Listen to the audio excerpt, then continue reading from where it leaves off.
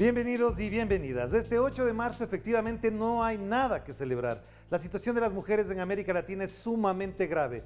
A más de la violencia machista y los femicidios, hay una exclusión crónica a todo nivel. Incluso la pandemia del coronavirus agravó esta situación. En el campo laboral fueron las primeras despedidas y en la atención inmediata y urgente no fueron las primeras en recibir las atenciones y mucho menos son ahora la prioridad para recibir las vacunas. Pero también en el campo político hay enormes dificultades, a pesar de los enormes avances, porque las decisiones fundamentales de los estados no son tomadas precisamente por mujeres. Y por otro lado, también es importante reflexionar sobre las tensiones y disputas entre los feminismos.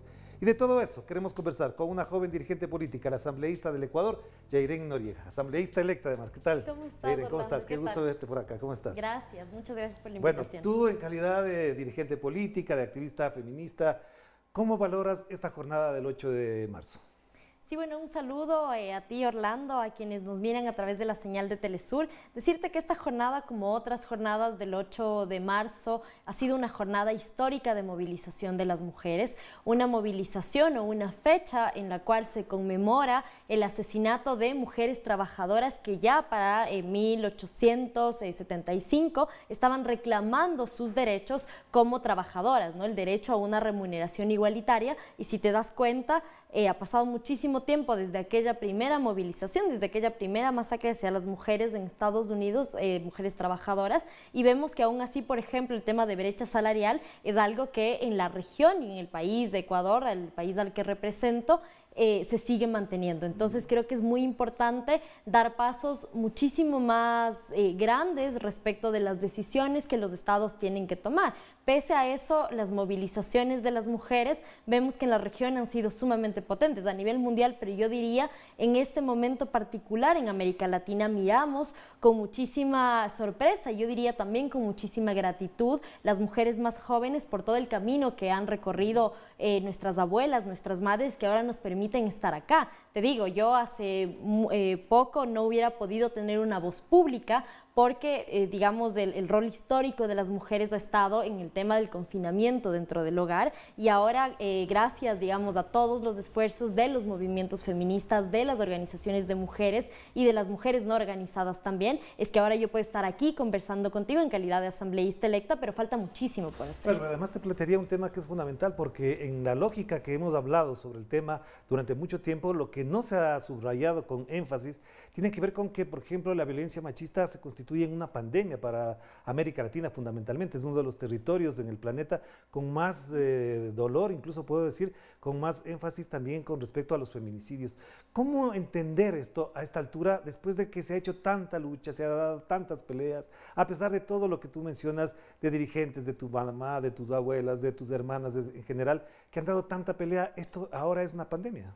Sí, totalmente. De hecho, América Latina, después de África, es la segunda región del mundo más peligrosa, más letal para vivir las mujeres. En América Latina, cada 2 horas sucede un feminicidio. En el 2020, en el Ecuador cerró el año con 118 casos de femicidio, y a día de hoy llevamos ya la cuenta en 20 casos. 23, según me dicen. Sí, 23, sí. Digamos, hasta estos días. Entonces, en ese sentido, nos damos cuenta que no es un problema que afecta solo al Ecuador o es un problema solamente a América Latina, sino que realmente se convierte en una pandemia mundial, y eso pasa porque el patriarcado, en tanto, es un sistema que ordena el mundo, es un sistema en el cual te dice que hay ciudadanos de primera y hay ciudadanas de segunda, las cuales somos las mujeres, digamos, para este sistema, un sistema que además permanentemente te está recordando a través de una masculinidad tóxica el poder que los hombres pueden ejercer respecto del cuerpo de las mujeres, un cuerpo que para el sistema siempre está a disposición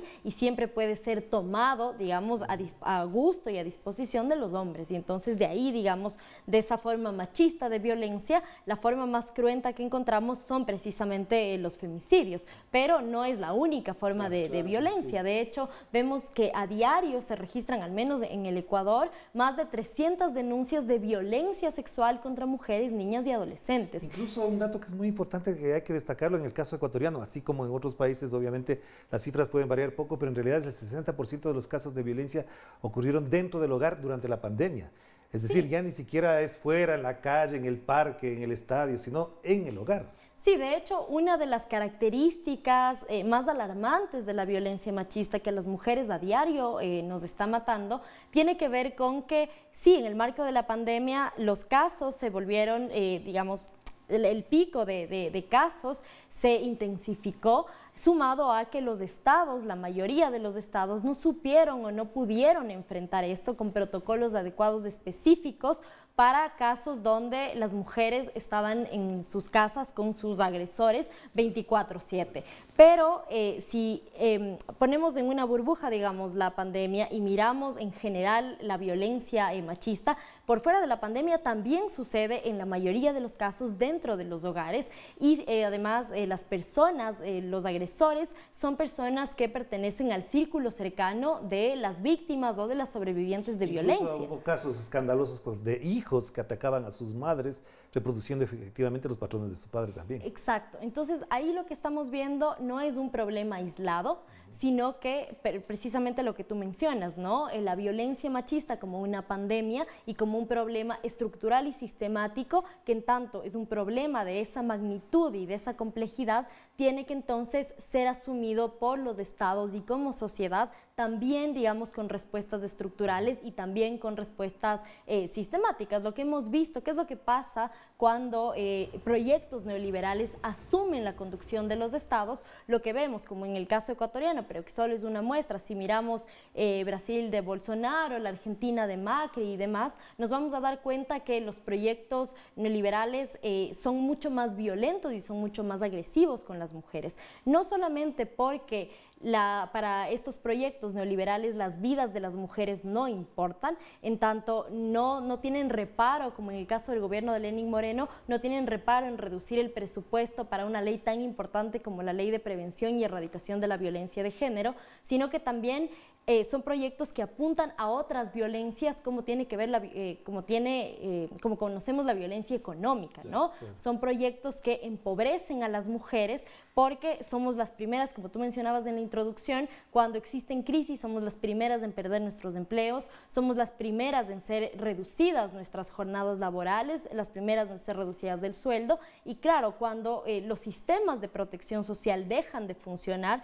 como pensar en sistemas de protección de guarderías públicas o escuelas públicas, entonces son las madres por este estereotipo de género y este rol histórico que a nosotras se nos ha impuesto, tenemos que asumir esas tareas y entonces dejar de lado, por ejemplo, los trabajos remunerados o empezar a trabajar por horas y eso hace que nuestra dependencia económica hacia nuestros esposos, parejas y demás sea mayor y eso es un factor también que puede agudizar la violencia. Tú has mencionado algo muy importante, Yairen, y tiene que ver con que la lógica del neoliberalismo es mucho más aguda en cuanto a la exclusión social con las mujeres. ¿Hasta dónde, en cambio, los gobiernos progresistas han superado eso? ¿Hasta dónde efectivamente han colocado por delante de las prioridades, digamos, tradicionales, el rol de la mujer en el desarrollo político, social, productivo de cada país? Sí, yo creo que ahí, digamos, yo citaría en este momento el caso de Argentina como un caso, yo diría, exitoso, que va por buen camino en cuanto a acoger las demandas y las reivindicaciones históricas de las mujeres. Y eso pasa también por un entendimiento feminista del mundo. Cuando nosotras, como mujeres dentro de la legislatura, dentro del Ejecutivo y demás poderes del Estado, cuando nosotras decimos que tienen que estar mujeres feministas, nos referimos a poder tener una mirada compleja del mundo con la lente feminista. Y esto tiene que ver con poder encauzar políticas públicas, por ejemplo, de empleo. Cuando nosotros pensamos por qué la inserción laboral de las mujeres es distinta a la de los hombres, te va a salir distintas causas. Una de ellas es la que te mencionaba, ¿no? La sobrecarga de los trabajos de cuidado, que es una deuda, digamos, que se privatiza en los hogares. Y eso es algo que nosotras, desde la teoría feminista, desde los movimientos, lo que estamos diciendo es que estas tareas que sostienen el mundo, porque sin los trabajos de cuidado, y eso es algo que nos demostró la pandemia, sin los trabajos de cuidado la vida se vuelve imposible, la vida se vuelve inviable. Pero te planteo una cosa solamente para cerrar este primer bloque, tiene que ver que, por ejemplo, en el caso ecuatoriano, como también en Argentina, y si no me equivoco, me corregirás si me equivoco, en Chile también, el número de mujeres que están en la universidad supera al de hombres. Es decir, eso implica que mañana, en pocos años, efectivamente, esas mujeres van a ocupar puestos laborales de dirección. Y eso obviamente no está acompañado con lo que mencionas. ¿Cómo entender este incremento notable de presencia femenina en campos universitarios? ¿Hasta dónde esto va a redundar en otro tipo de fenómenos? Sí, a ver, lo que hemos visto, por ejemplo, en el caso ecuatoriano, no es que las mujeres no están ingresando a la universidad, están ingresando, pero si tú miras la tasa de ingreso comparado con la tasa de egreso, ahí encuentras una diferencia. Y la diferencia pasa porque digamos, como históricamente a las mujeres se nos ha impuesto ciertos roles o ciertas tareas, entonces los trabajos de maternar, por ejemplo, o de cuidar la vida en los entornos familiares y comunitarios hacen que de una u otra forma las mujeres tengan que interrumpir esos proyectos de vida, esos proyectos profesionales para pasar a, digamos, ocupar estas tareas de la maternidad y digamos, del cuidado de la vida, ya sea en las familias o en las comunidades. Y eso no debería necesariamente ser así, porque si nosotros pensamos el cuidado de otra forma y ponemos a la vida no al servicio de la reproducción del capital, sino a la vida al servicio de, digamos, generar condiciones dignas para todos y todas,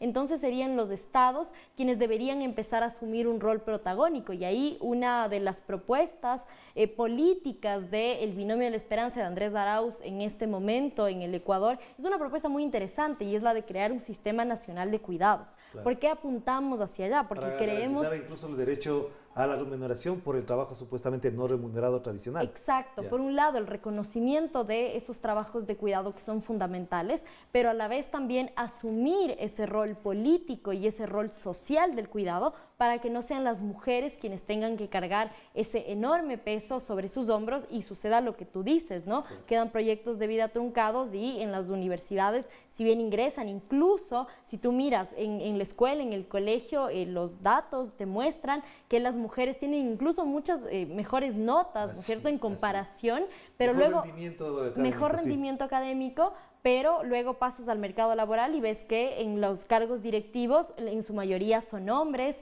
y entonces ahí estamos viendo que hay un problema estructural. Vamos a hacer la primera pausa, Yaren, y enseguida volvemos para seguir conversando sobre este día fundamental y además esencial en la lucha para acabar con la violencia machista en el mundo. Vamos a hablar de América Latina con Yairen Noriega, asambleísta electa por la Revolución Ciudadana aquí en el Ecuador. Vamos a la pausa.